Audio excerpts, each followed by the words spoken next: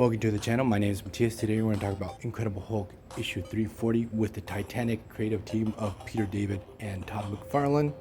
In this issue we have Hulk going toe-to-toe against Wolverine, and this particular version of Hulk is the Gray Hulk, so he's a little bit weaker.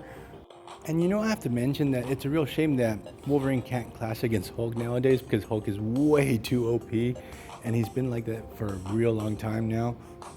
I have not gotten around to reading Al Ewing's Immortal Hulk or Donny Cates' run. I know they're really good, but I get the impression that Hulk's power levels are just off the scales in both those runs. I personally prefer a more dialed down Hulk, so I'm really enjoying the Gray Hulk era from the mid to late 80s. So the story starts off, we have Clay Quartermine, Rick Jones, and Hulk. They're driving around the country in a van. I'm not sure what they're really looking for. I think they're looking for a gammon bomb, because I haven't read the stories leading up to this. But the thing is, they're trapped in a snowstorm. They're in around Houston, Texas.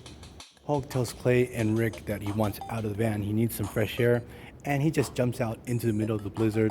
And the really funny thing about this particular version of Hulk is that he has a real bad attitude and treats everyone pretty poorly.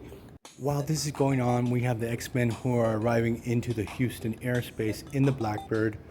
I really like the detail that they show the air traffic control people at the Houston airport totally freaking out when the Blackbird pops up out of nowhere, because I work in an airport and I can totally imagine that would be the situation if an aircraft just pops up on your radar, you don't know where it came from.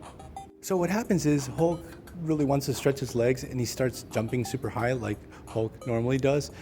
But there's zero visibility, and what happens is he hits the Blackbird and then a airliner that was flying around the Houston airport, and he actually breaks one of the wings off this aircraft.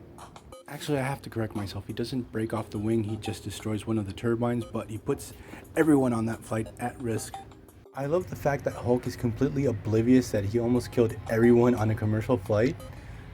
But now he's hungry, so he goes into the city and he actually sacks a food transport truck. And there he gets into a battle with the local police. By this time the X-Men have landed. They're trying to find out who hit the Blackbird and almost took down that commercial liner. Grey Hulk realizes that Wolverine is on site and he immediately springs into action. He wants to take down Logan once and for all. He's still sore about their first confrontation way back in the day where we had the first appearance of Wolverine. He really wants to prove himself taking down Wolverine, but what happens is Wolverine has no interest in getting into a battle. And Grey Hulk just keeps on pushing and pushing, inevitably leading to Wolverine almost killing Grey Hulk. But I really like how Peter David wants to put a lot of focus on the fact that Wolverine has grown as a character and he's not this mindless monster that only wants to fight and kill.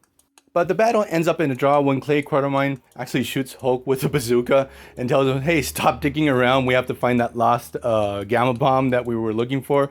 So I'm leaving this video here. I hope you guys liked it. Classic Peter David and Todd McFarlane Hulk was really good. It's a real treat to read.